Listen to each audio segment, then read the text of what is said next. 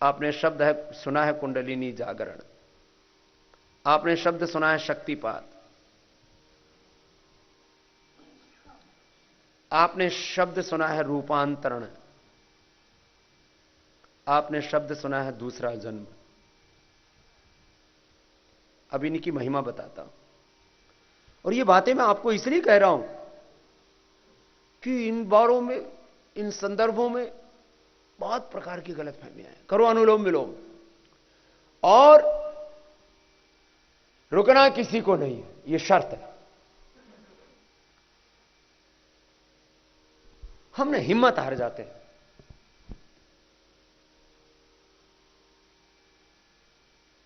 पूरे हाथ पर बेकार हो गए न्यूरोपैथी, डायबिटीज के कारण से। कईयों का है यहां, एक हमारे पुराने मित्र हैं प्रभु भाई, आज भी बताने आए हैं कि नहीं आए, अभी भी नहीं दिख रहे, कमरे से बाहर नहीं निकलते। मैंने कहा मैं आपके लिए दंड दूंगा यदि कमरे से बाहर नहीं निकले। उनको जो है निकाल के लाना पड़ता है, उसको निकाल के लाओ कमरे से। लोग हिम्मत ही नहीं करते। अनुलोम विलोम प्राणायाम जिनको न्यूरोपैथी है उनको दिन भर करना चाहिए, और कोई काम ही नहीं है उनको। एक आदमी सेवा के लिए और रहता है, चलो करो अनुलोम विलोम। जिनको फोर्थ स्टेज का कैंसर बता दिया, अब उनके लिए कोई काम नहीं है, दिन भर अनुलोम विलोम करो। मैंने फोर्थ स्टेज के कैंसर के रोगियों को ठीक किया, लेकिन मैं तभी कर सकता हूं जब अगला आदमी हिम्मत करे। पूरे कैंसर के सेल खत्म हो जाते हैं बॉडी से। अभी एक बहन आई हुई है, कहां से, विदेश से आई हुई है, कि कौन सी कंट्री से, बोले बाबा जी मेरे को 4-5 जगह का कैंसर बता दिया डॉक्टर ने। यहां फेफड़े का भी कैंसर है, लीवर में भी आ गया है, हड्डियों में भी चला गया है। यहीं पर बैठी होगी कहीं पर। अनुलोम विलोम करो, लय के साथ करो।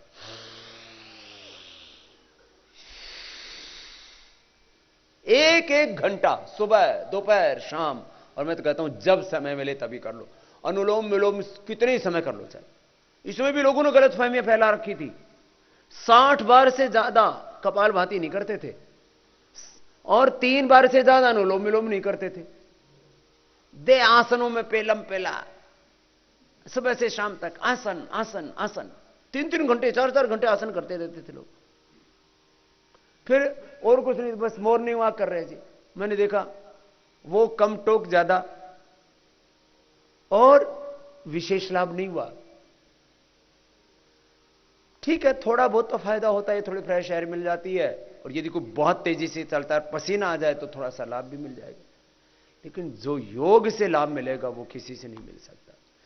जिनको कितनी भयंकर बीमारी है, अनुलोम विलोम लगातार करो। किसी के हाथ अभी नीचे आ चुके हैं, हाथ जब तक मैं ना नहीं बोलूं तब तक नीचे नहीं आने चाहिए। मुझे बोलना पड़ता है, इसलिए हाथ हटाना पड़ता है। हाथ ऐसे रखो ना, थकेगा भी नहीं। हाथ ऐसे तो किसी का भी नहीं थकता, ऐसे लटका ही पड़ा है, ऐसे लटका लो, क्या दिक्कत है। सांस तो चल ही रहा है, इसको तरीके से चला लो। थोड़ा सा ही चेंज होने से पूरी फ्रीक्वेंसी चेंज हो जाती है। केमिकल सोर्स, हार्मोन्स का पूरा लेवल चेंज हो जाता है।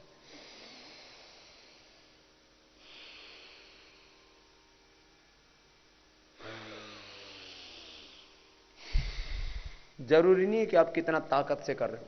जितना दीर्घ और सूक्ष्म लोगे उतना आरोग्य की दृष्टि से ज्यादा लाभ होगा, और ध्यान की दृष्टि से भी। जितना लंबा होगा श्वास उतना होगा आपका मन शांत। ये विज्ञान है। चले वाते चलम चित्तम निश्चले निश्चलम भवेत, ये सिद्धांत है योग का। अनुलोम विलोम सबको करना है। जो लगातार ऐसे करते हैं उनकी मूलाधार से सहस्रार तक कुंडलिनी शक्ति जागृत हो जाती है। अष्टाचक्र नवद्वारा देवानां पूरयुध्या तस्याम हिरण्यः कोशः स्वर्गो ज्योतिषामि। 8 चक्र, ये कोई ऐसे आप x ray, ultrasound, CT scan, MRI या और कोई भी बॉडी की जांच करोगे उसमें चक्र नहीं दिखते हैं।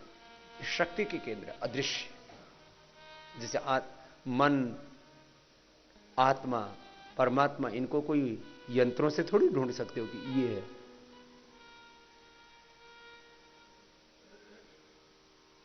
प्राण शक्ति भी अदृष्ट है और इससे अदृष्ट में प्रवेश करते हैं। 2 तरह के सत्य हैं जगत के, मैंने बार बार कहा, एक दृष्ट एक अदृष्ट, नॉन एंड अननोन ट्रूथ। तो प्राणायाम से अष्ट चक्र, नवद्वार, 72,72,10,201 ये नाड़ियां, ये एक ऊर्जा तरंगे हैं अपने शरीर में, जिनके ऋषियों ने काउंटिंग की है आत्म साक्षात्कार के द्वारा। जो रहस्य विज्ञान में भी विदित नहीं होते। विज्ञान में जो कुछ हमारे सामने सत्य उद्घाटित हो जाते, उनको अपरा विद्या के अंतर्गत लिया है। परा विद्या, beyond the science, beyond the body, beyond the universe. ये जो विजिबल चीजें, इनके परे जो बातें हैं ना, जो सत्य हैं, जो तथ्य हैं, उनमें आपको प्रवेश करना है। तो ये प्रक्रिया है, ये भी एक प्रक्रिया, ऐसे और भी प्रक्रियाएं हैं। एकम सद्विप्राह बहुधा वदंती, एक सत्य की अनुभूति के लिए कई प्रकार के उपाय बताए जाते हैं। अंततो गत्वा जो ध्येय वही है।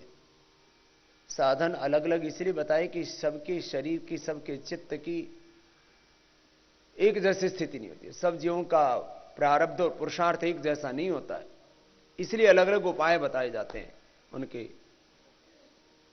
चित्त की भूमि को देख करके। क्षिप्तम मूढ़म विक्षिप्तम एकाग्रम निरुद्धम इति चित्त भूमया। अनुलोम विलोम करते रहिए, लय के साथ करते रहना, रुकना ही नहीं आपको।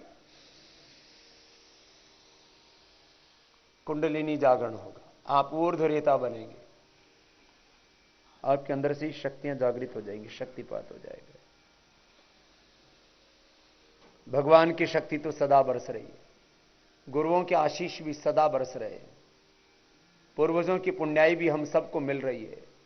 ऋषि ऋषिकाओं के आशीष, योगियों के, सिद्धों के, तपस्वियों के आशीष, श्रोत्रिय ब्रह्मनिष्ठ आप्त पुरुषों, गुरुओं, आचार्यों के आशीष हमें सदा मिल रहे हैं। भगवान के आशीष सदा मिल रहे। ब्रह्म मुहूर्त कहते इसलिए इसमें भगवान की कृपा बरसती है। आनंद स्रोत बह रहा पर तू उदास है, अचरज है जल में रह के मछली को प्यास है। फूलों में जो सुवास, ईख में मिठास है, भगवान का तो विश्व के कण कण में वास है। एक ज्ञान चक्षु खोल जरा देख तो सही,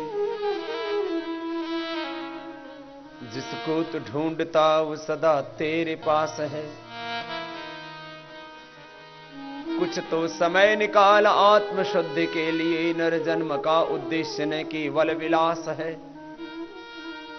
आनंद मोक्ष का न पा सकेगा तब तलक तू जब तलक प्रकाश इंद्रियों का दास है। पानी में मीन प्यासे रे मुहे सुन सुन आवत हासी, आत्मज्ञान बिना नर भटके कोई मथुरा कोई काशी। जय सिमृका नाभि कस्तूरी वन वन फिरत उदासी रे मैं सुन सुनी आवत हासी। जाको ध्यान धरे विधि हरिहर मुनि जन सहस 88। सो तेरे घट माहि विराजे परम पुरुष अविनाशी रे मोहे सुन सुनी आवत हासी। है हाजिर की दूर बतावे दूर की बात निराशी। कहे कबीर सुनो भई साधो, गुरु बिन भ्रम न जासी रे मोहे सुनि सुनि आवत हासी। अंति संतम न जहाति अंति संतम न पश्यति, देवस्य पश्य काव्यम न ममार न जीर्यति। वो भगवान तो कभी हमसे ओझल होता ही नहीं। मैंने बार बार कहा है, भगवान को पाने के लिए कहीं जाने की जरूरत नहीं है। अज्ञान को मिटाओ, अश्रद्धा को मिटाओ, अकर्मण्यता को मिटाओ, शुद्ध ज्ञान, शुद्ध निष्ठा, श्रद्धा, भक्ति, शुद्ध कर्म, शुद्ध आचरण बस जीवन में अपनाओ, भगवान तो सदा प्राप्त है। फिर भगवान आपको अपना निमित्त बना लेते हैं, आपको अपना यंत्र बना लेते हैं, आप उस शाश्वत के प्रतिनिधि बन जाते हैं, आपके भीतर भगवान घटित हो जाते हैं, आप नर से नारायण हो जाते हैं, आप जीव से ब्रह्म हो जाते हैं, विराट हो जाते हैं। ब्रह्म का अर्थ विराट। अहम ब्रह्मास्मि शिवोहम शिवोहम। तुम्ही राम, तुम्ही घनश्याम, तुम्ही हनुमान, तुम्ही शिव, तुम्ही गौतम करादे जन्मी पाणिनि पतंजलि महर्षिदान। तुम्ही तो एक ही मुनि की जैसी आत्मा तुम्हारी। रिलैक्स, चलो पैर सामने खोल लो। अब आपको जरा कुछ बात बता रहे हैं, गौर से सुनना। जिनको भी बड़ी बीमारियां हैं उनको दिन भर क्या करना है? अनुलोम विलोम करना। जिनको डॉक्टरों ने कह दिया ना कि अब मरने के लिए छोड़ दिया, तो फिर तो मैं बता रहा हूं इसको कर लो। भाई तुम्हें तो मरना है, तो मरने से अच्छा कुछ कर लो, और करते करते मर भी गए तो अच्छा ही होगा। मरोगे नहीं पहली बात तो, और मर भी गए तो कोई बुरा काम करके तो नहीं मर रहे ना है? बताओ, जब मरना है ही, अवश्यम भावी सत्य है। जातस्य ही ध्रुवो मृत्यु ध्रुवम जन्म मृतस्य च। सुन लो गीता का उपदेश। तस्मात् अपरिहार्यार्थेन तुम सोच तुम रहसी। अंगुलियों को अंगूठों को आगे पीछे दबा। सूक्ष्म व्यायाम और प्राणायाम, आज मैं इसी की महिमा ज्यादा बता रहा हूं।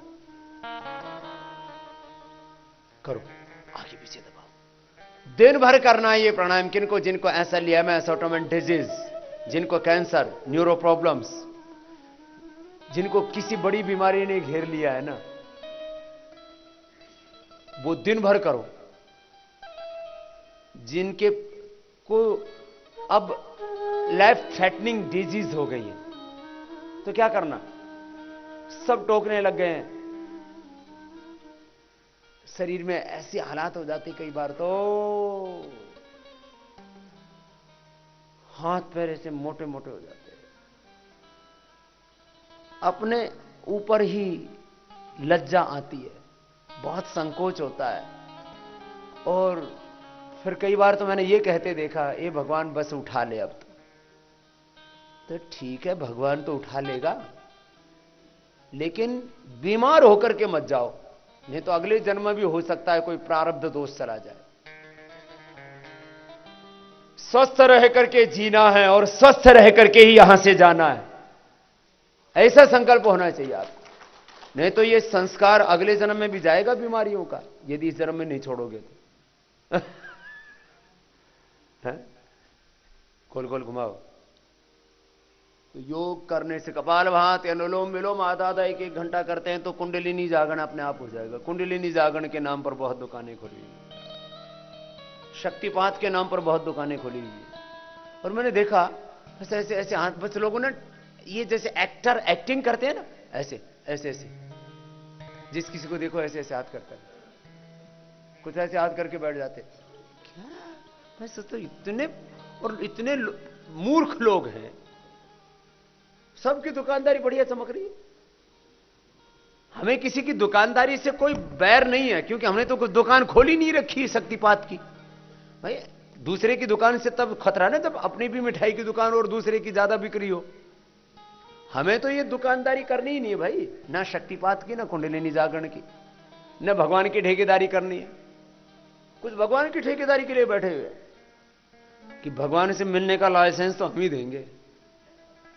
तुमने कोई किसने कमीशन एजेंट बनाया भाई? गोल गोल घुमाओ। कोई कहते हैं ये मजहब में आ जाओ तो भगवान मिलेंगे, खुदा मिलेंगे, ईश्वर मिलेंगे, गॉड मिलेंगे। हाँ, ये भी, ये मजहब में आ जाओ, ये गुरु के पास आ जाओ, इस तीर्थ में आ जाओ, अपने ही आप को तीर्थ बना लो, अपने देह को ही देवालय बना लो। गोल गोल घुमा लो। कुंडलिनी जागरण, शक्तिपात, कायाकल्प। कायाकल्प करना है तो सुबह से शाम तक अनुलोम विलोम करते रहो। जिनका शरीर बिल्कुल जवाब दे चुका है ना, दिन भर अनुलोम विलोम करो। और आपको एक दिन में रिजल्ट मिलना शुरू हो जाएगा और एक महीने में तो करीब करीब 99% आपकी बीमारी दूर हो जाएगी। 99%। एक महीने का तो समय मांग रहा हूं, कोई ज्यादा नहीं, एक माह का। फिर ये गलत फहमियों में क्यों कैसे लोग फंस जाते हैं बाकी, जब इतनी बात सच पता है तो। देखो, ये जितने भी पाखंड है ना और पाखंडी हैं, ये इसलिए पनपते हैं कि काम हो रहा है भगवान के विधान से, और हम मान लेते हैं कि इन्होंने कृपा कर दी, इस देवी ने कर दी, उस देवता ने कर दी, इस गुरु ने कर दी, इस पीर ने कर दी, इस फकीर ने कर दी। तो बोले ये तो श्रद्धा की बात है। अरे श्रद्धा से गधे को घोड़ा, घोड़े को गधा थोड़ी मान लोगे। महर्षि दयानंद कहते हैं श्रद्धा का आधार सत्य होना चाहिए। कोई आदमी कहे मैं तो बकरी को भेड़ और भेड़ को बकरी मानता हूं, जी मेरी श्रद्धा है। हमें तेरी श्रद्धा तो है, लेकिन सच तो देख। अमृत को जहर और जहर को अमृत मान के पी ले। मैं तो साइनाइड को ना अमृत मान के पी लिया था, पी के देख ले मरेगा। चलो गोल गोल घुमाओ, उसके बाद ऐसे करो, लंबे लंबे श्वास, रुकना नहीं है, लंबे लंबे श्वासों के साथ करना है, पड़ोसियों का ख्याल रखते हुए। जब तक मैं ना नहीं बोलता हूं तब तक करो, सूक्ष्म व्यायाम और प्राणायाम, देखो इसी जीवन बदलेगा। लंबे लंबे श्वास,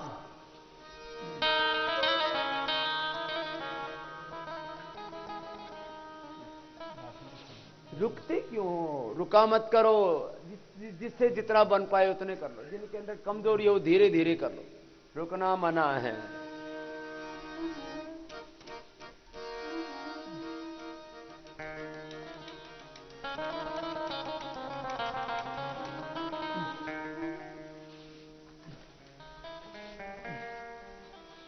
और ऐसे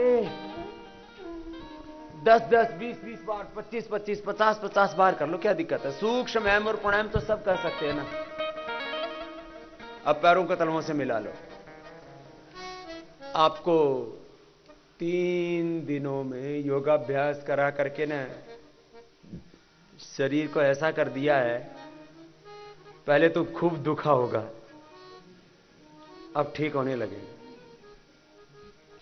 7 दिन का एक चक्र है रूपांतरण का। जो चीज आपको अच्छी नहीं लगती खाने में और आपके स्वास्थ्य के लिए अच्छी है, 7 दिन खा लो। खीरा, करेला, टमाटर, नीम, गिलोय, कुछ भी जो खाना पीना आपको अच्छा नहीं लगता ना, 7 दिन खा लो। ये बहुत बड़ा रिसर्च हुआ इसके ऊपर कि आदमी की जो फ्रीक्वेंसी है, टेंडेंसी है, उसका जो स्वभाव है किसी भी चीज का, उसको बदलने में मात्र 7 दिन लगते हैं। और यदि आपका संकल्प प्रबल है तो एक क्षण में आप चीजों को बदल सकते हो। मैंने देखा लोग 20-20, 30-30 साल से बीड़ी, सिगरेट, शराब आदि पी रहे थे, एक क्षण में छोड़ दिया। तो आपको ऐसा संकल्पवान बनना है। ये बहुत बड़ी शक्ति है। सबसे बड़ी शक्ति किसकी है? संकल्प की शक्ति। ये तो इतनी बड़ी है। मैं साधु बना तो संकल्प से बना। आपको फकीर बनना है तो संकल्प करो, तुम भी स्वामी रामदेव बन जाओगे। तुमको वजीर बनना है तो संकल्प करो मोदी की तरह, तुम भी वजीर बन जाओगे। है वो चाय वाले का बच्चा है, वो तो है, तुम्हारी तो हैसियत उससे ज्यादा है। लोग कहते हैं ना इसको इसकी औकात पता लगे। औकात तो तुम्हारी बहुत है, समझो तो। हाथ सीधे कर लो, मैं तुम्हारी औकात बता रहा हूं। तुम्हारी औकात बहुत है, तुम्हें पता ही नहीं है। निराशा में, कुंठा में, दरिद्रता में, दुर्बलता में, हताशा में, अविश्वास में जी रहे होते हैं। असमंजस में मत रहा करो, संशय में नहीं, भ्रम में नहीं, कोई कंफ्यूजन नहीं, स्पष्टता, क्लैरिटी। संशय, भ्रम, उलझन, गफलत। और भ्रम को गांव में क्या बोलते हैं? गांव का शब्द है बहम। बोलो क्या? बहम और बहकावे, कंफ्यूजन, गफलत। बोले जी बहम की कोई दवाई नहीं है। ये कहावत है गांव की। गांव में जो मैं गांव की 5-7 बात बताता हूं, देखो आपको। जो कहते हैं ना गांव के लोग अनपढ़ हैं, इनको कुछ नहीं आता, इन ये पढ़े लिखों से ज्यादा अच्छे हैं। जितने भी दुनिया में बुरे काम हो रहे हैं ये पढ़े लिखे लोग ही कर रहे हैं। इसका मतलब ये नहीं कि पढ़ना लिखना नहीं, लेकिन आपको बता रहा हूं जो गांव के अनपढ़ भी लोग हैं वो क्या कहते हैं, भाई बहम की कोई दवाई नहीं। अगली बात कहते हैं आत्मा सो परमात्मा। भाई आत्मा में ही परमात्मा है। अब गांव का आदमी खेत में हल चला रहा है, तुम उसको बोलो तुम इतने तीर्थ करो, इतने पुण्य करो, इतने ये करो, इतने वो करो। मैं उसको ये बताओ तो अपनी खेती ढंग से कर ले, तो दाने पैदा हो जाएंगे, बाड़ा की झिलेंगे। आत्मा सो परमात्मा, इसलिए वो गांव का आदमी भी जानता है आत्मा में परमात्मा है। तो मैंने अभी बोला ना, अपना ज्ञान शुद्ध रखो, अपनी श्रद्धा शुद्ध रखो और अपने कर्म शुद्ध रखो। आपको कोई तीर्थ करने की जरूरत नहीं है। मैं तीर्थ में रहता हुआ इस बात को कहता हूं, धर्म का प्रतिनिधित्व करने वाला आदमी हो तो इस बात को कह रहा हूं कि जिसका ज्ञान शुद्ध है, जिसकी भक्ति शुद्ध है और जिसके कर्म शुद्ध हैं, उसको कोई तीर्थ करने की जरूरत नहीं है। ये सब दुकानदारी है साहब। अब हो सकता है आज के मेरा ये प्रवचन सुन के बहुत से लोग मुझे सुबह सुबह गालियां भी दे रहे होंगे कि बाबा ने सुबह सुबह हमारी दुकान बंद करने का ठेका ले रखा है क्या? मैंने कोई किसी की दुकान बंद करने का ठेका नहीं ले रखा, मैंने सबका ज्ञान मिटाने का ठेका ले रखा है। ये मेरा काम है, ये ऋषियों का काम रहा है। ऋषियों का काम है सही ज्ञान देना, सही मार्गदर्शन देना। क्या कहते हैं गांव के बड़े बुजुर्ग भी कहते हैं, भाई बड़े बुजुर्गों का काम है सही रास्ता दिखाना। तो हम तो वही काम कर रहे हैं, सही रास्ता बता रहे। भाई किसी को चलना हो तो चलो, नहीं ठोकर खाओ फिर पछताओ। लंबे लंबे श्वास,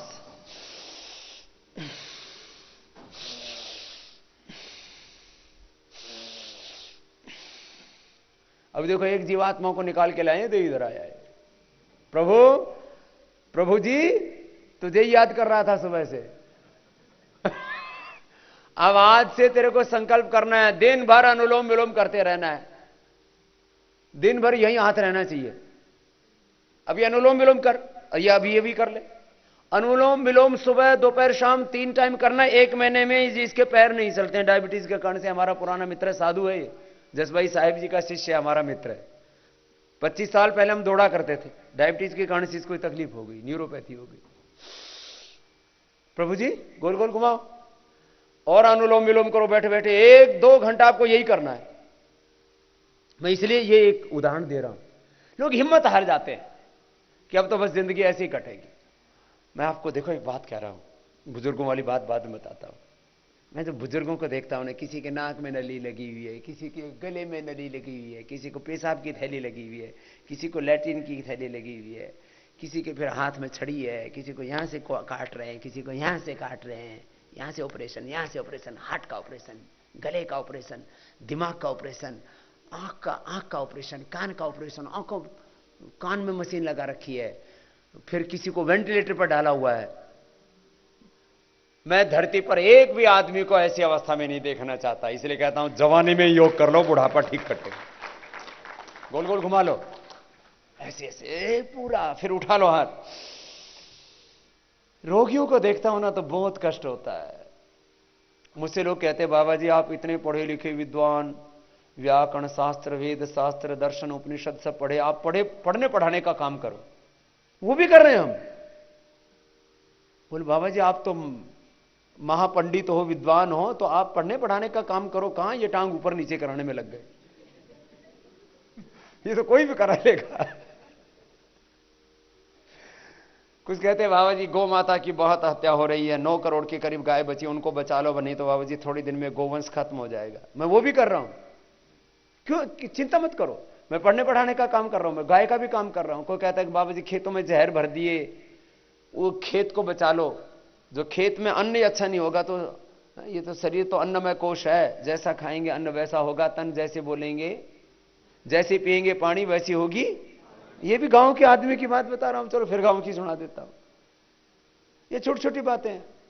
गांव के आदमी क्या कहते हैं, बोले भाई अपना आहार विचार ठीक रखो, आहार विचार व्यवहार ठीक रखो। गांव का आदमी बोलता है, ये गीता का श्लोक ही तो है, युक्त आहार विहार से युक्त चेष्ट से कर्मसु युक्त सपना बोध से योगो भवति दुख। तो हाथ के उंगलियों को इंटरलॉक कर लो।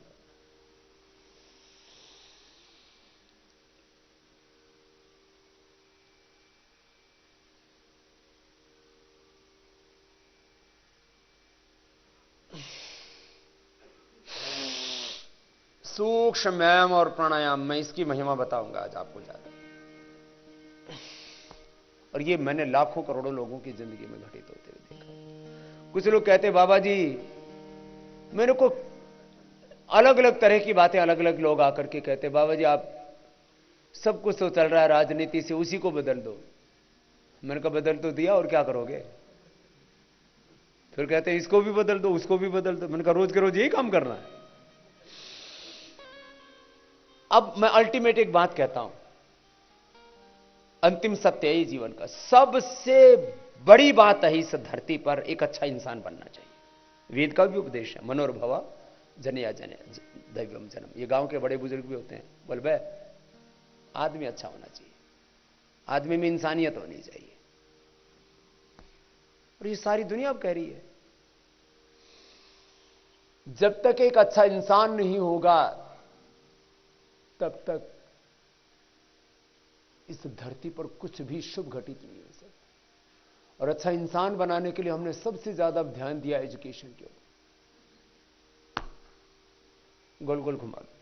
इसलिए हमने तय किया कि पतंजलि आयुर्वेद से जो भी प्रॉफिट होगा उसका लगभग 70% एजुकेशन पर ही पतंजलि खर्च करेगा। 10 से 20% फिर योग के ऊपर, आयुर्वेद के ऊपर, नेचुरोपैथ पर और गाय पर रिसर्च करने के लिए। रिसर्च का काम बहुत जरूरी है। देखो ये यूरोप और पूरी दुनिया कैसे आगे बढ़ी रिसर्च से, हमारे यहां पर रिसर्च के ऊपर 1% बजट खर्च नहीं होता। पूरा इंडियन गवर्नमेंट का करीब स्टेट और सेंट्रल कुल मिलाकर के अब तो 20-25 लाख करोड़ रुपए के बजट बनते हैं। 20 लाख करोड़ का 1% कितना होता है जी? 20 लाख करोड़ का 1% भी रिसर्च पर पूरा ठीक से खर्च नहीं होता, वो तनख्वाह में चला जाता इधर। 20-25 लाख करोड़ का 1-2% भी ठीक से खर्च नहीं करते रिसर्च पर। और विदेशों में जिसको देखो वही रिसर्च करने में लगा हुआ है। हमने कहा इस रिसर्च को भी हम करेंगे, वेदों से लेकर के, वैदिक जीवन पद्धति से लेकर के, आयुर्वेद की जड़ी बूटियों से लेकर के, योग की एक एक विधा से लेकर के, सब चीजों पर रिसर्च गोल गोल गोल घुमा, इसके ऊपर काम करेंगे। और इसके लिए चाहिए हजारों करोड़ रुपए।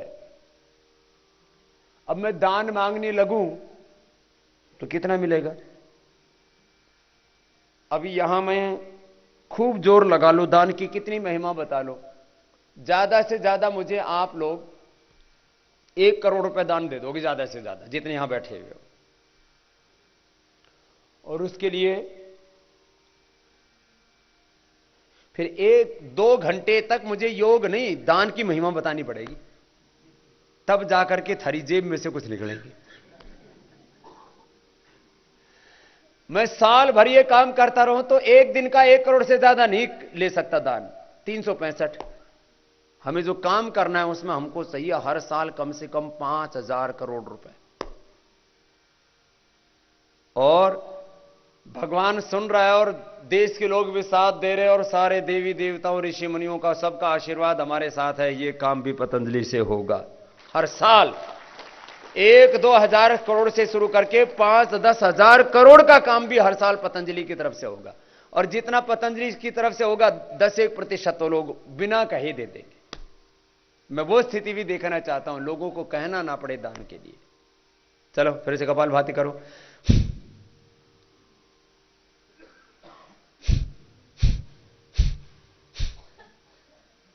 अब हमको विश्व का सबसे बड़ा विश्वविद्यालय बनाना है जिसमें वर्ल्ड क्लास रिसर्च हो, world class science technology, new world के साथ में कनेक्टिविटी, स्पेस साइंस, भूगर्भ विद्या, अंतरिक्ष विद्या, सारे फील्ड्स में हम रिसर्च कर सकें।